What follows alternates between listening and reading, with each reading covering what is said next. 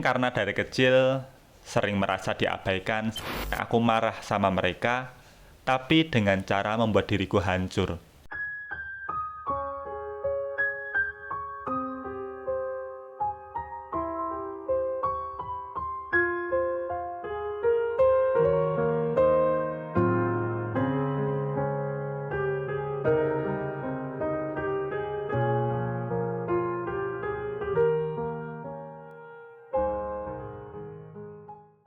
Selamat datang di segmen Psikoaksara, tempat ceritamu didengar dunia.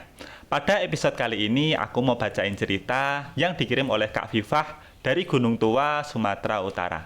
Selamat mendengarkan.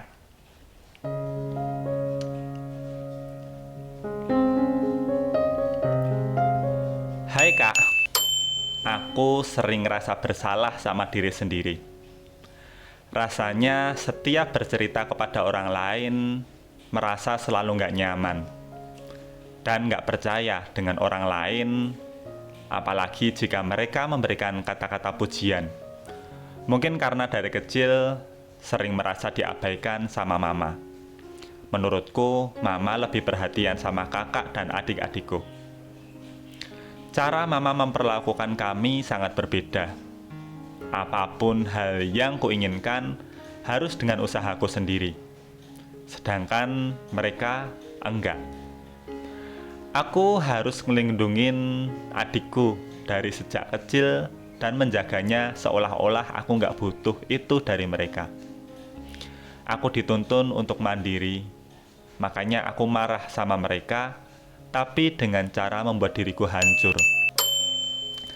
Saat aku SD, aku masih mau belajar dan selalu dapat ranking di kelas. Tapi ketika SMP, aku dipaksa masuk ke sekolah yang sama dengan kakak agar bisa menjaganya, dan itu membuatku muak dan marah. Dan caranya melampiaskan kemarahan itu, aku dengan berulah tiap hari. Malas masuk kelas, melanggar aturan, dan gak peduli dengan orang lain. Karena aku di pesantren, aku tahu terkadang aku kelewatan dan aku sadar tidak akan bisa membalas jasa mereka. Aku takut durhaka Kak sama mereka, tapi aku juga ngerasa sedih. Saat itu orang-orang dewasa tidak ada yang paham aku. Mereka hanya melihat sisi burukku dan memojokkan aku. Padahal aku tidak seburuk itu. Aku juga butuh orang lain. Itu yang membuat aku sangat merasa kecewa. Pada akhirnya, setelah sekarang aku sadar, saat itu aku masih labil dan aku juga tidak bisa menyalahkan orang lain atas diriku yang seperti ini. Dan sekarang, banyak hal-hal kecil bernilai besar bagi orang lain yang tidak aku sadari. Mamaku mencintaiku melebihi apapun di dunia ini. Pengorbanannya tidak pernah bisa aku balas. Bahkan aku tak yakin akan bisa menjadi seperti dia. Tapi hingga sekarang aku tidak percaya diriku melebihi apa yang aku pikirkan dan aku tidak seburuk itu. Bagiku, pujian terdengar seperti candaan, dan itu membuat aku merasa overthinking. Dan aku sadar aku tidak baik-baik aja.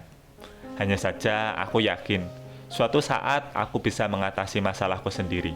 Dan Tuhan tahu, aku juga tidak ingin menyalahkan siapapun atas sikap burukku, terutama kedua orang tuaku. Mereka membesarkanku dengan cinta yang luar biasa, dan semoga aku bisa membahagiakan mereka.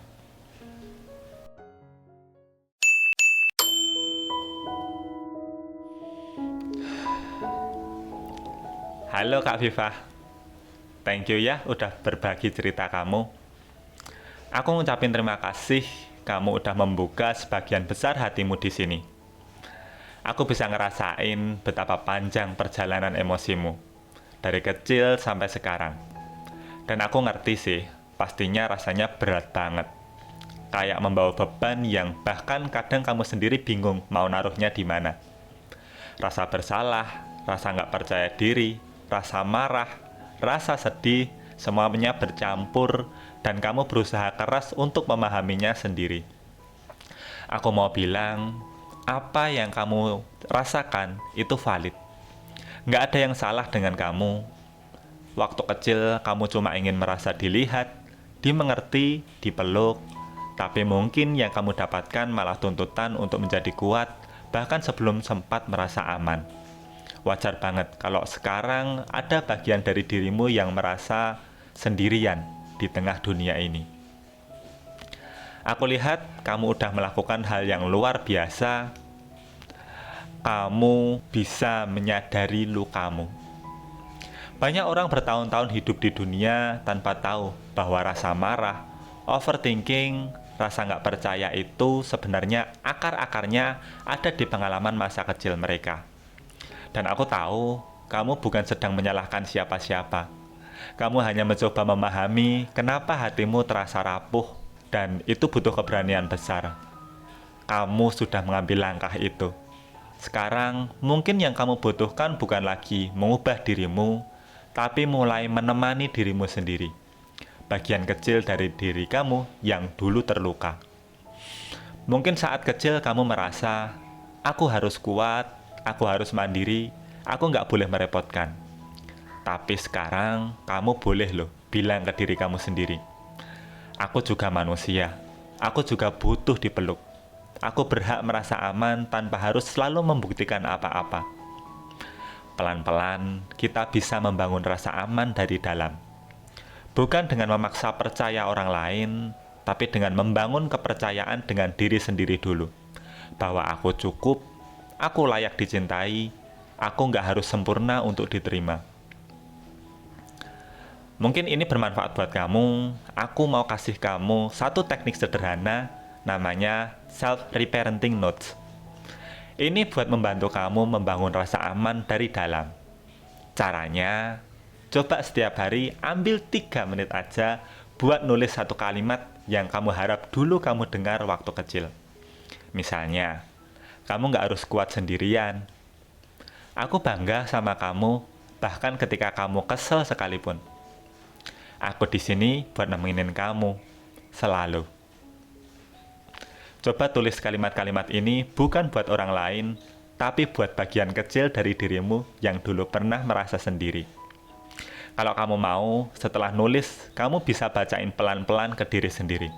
Kayak lagi ngobrol sama sahabat kecilmu. Ini bukan tentang terasa aneh dari awal, tapi kalau kamu konsisten, pelan-pelan hatimu akan mulai terasa lebih aman, lebih percaya sama kebaikan. Yang aku lihat dari cerita kamu adalah kamu kuat. Bukan karena kamu nggak pernah jatuh, tapi karena kamu mau bangkit meski dengan hati yang masih ada bekas lukanya. Kamu nggak perlu buru-buru sembuh total. Healing itu bukan garis lurus. Kadang kita merasa lebih baik, lalu terjatuh lagi, lalu bangkit lagi, dan mungkin terjatuh lagi. Dan itu memang semua bagian dari perjalanan. Aku percaya kok, sedikit demi sedikit, kamu sedang membangun dunia ini di mana kamu akhirnya bisa merasa cukup, merasa aman, dan merasa diterima. Dan dunia itu berawal dari dirimu sendiri. Kalau kamu mau jalan bareng untuk membersihkan luka-luka kecil di hati kamu, aku mau ajak kamu buat ikut 14 Days Challenge bersih-bersih mental. Di program ini kita bareng-bareng akan latihan self-healing sederhana setiap hari. Nggak berat, tapi pelan-pelan bantu kamu untuk mulai lebih sayang sama dirimu sendiri, lebih tenang, dan lebih kuat. Kalau kamu mau, coba lihat di description box ya. Oke, gitu dulu untuk cerita kali ini. Sampai ketemu di episode selanjutnya. Cheers and see you next.